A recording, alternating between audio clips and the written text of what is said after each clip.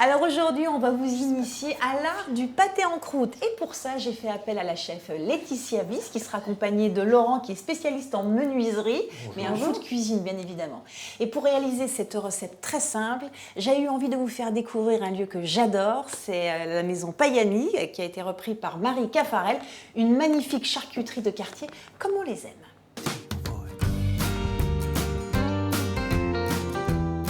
Bon, Laetitia, parlons peu, parlons bien. Je parlais de l'art du pâté en croûte. Qu'est-ce qu'il faut savoir pour faire un bon pâté en croûte? À part faire du moulin, comme je suis en train de faire. Alors, à part faire du moulin, il y a deux choses qui sont super importantes. Évidemment, c'est la qualité de la viande sur laquelle on ne peut absolument pas tricher. Et la deuxième chose qui est très importante, c'est l'assaisonnement. Laurent, dis-moi, toi, des pâtés en croûte, on a déjà fait? Oui, 2 fois. Et alors? Le premier fut un échec lamentable à cause de la croûte. D'accord. Et le deuxième fut un échec un peu moins lamentable. Il était beau, mais il y a eu le problème d'assaisonnement, à savoir qu'il était très poivré et pas assez salé.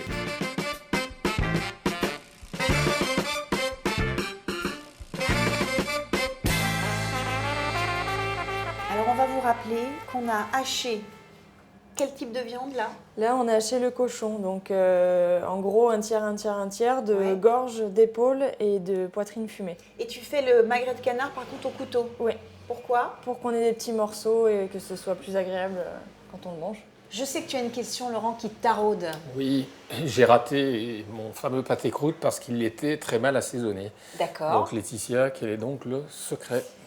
Moi, je sale à 12 grammes, 12 grammes au kilo. D'accord. Donc, vous Ah bah, ça pesez la donne un masse bon, totale, vous faites 12 grammes et 4 grammes de poivre au kilo.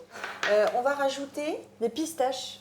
On peut mettre des noisettes, des pignons, ce qu'on a envie, hein, mais pareil pour l'abricot, vous pouvez mettre des raisins, vous pouvez mettre du pruneau, c'est vous qui décidez. C'est bien ça. Et tu termines quand même avec un liant, qui est l'œuf. Je mets un œuf, ouais. Alors Laetitia, pourquoi on le cuit en 2 temps?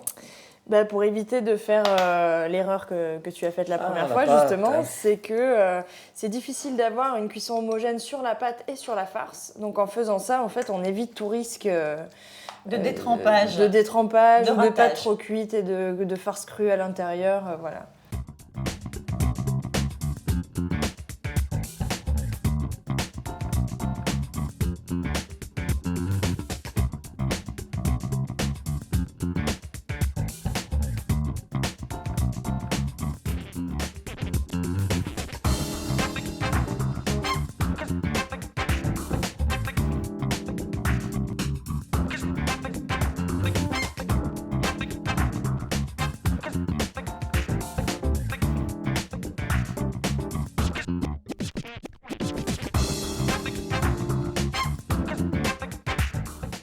Toi, Laurent, t'es heureux de cette recette? Ah oui, je me suis régalé. J'ai retenu ce qu'il fallait faire. Et ça, c'est une bonne chose. On va se faire inviter maintenant chez Laurent.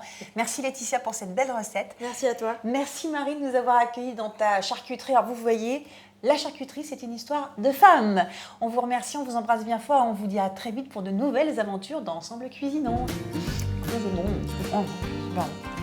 bon ça. Hein? J'aime bien parce qu'il y a que deux.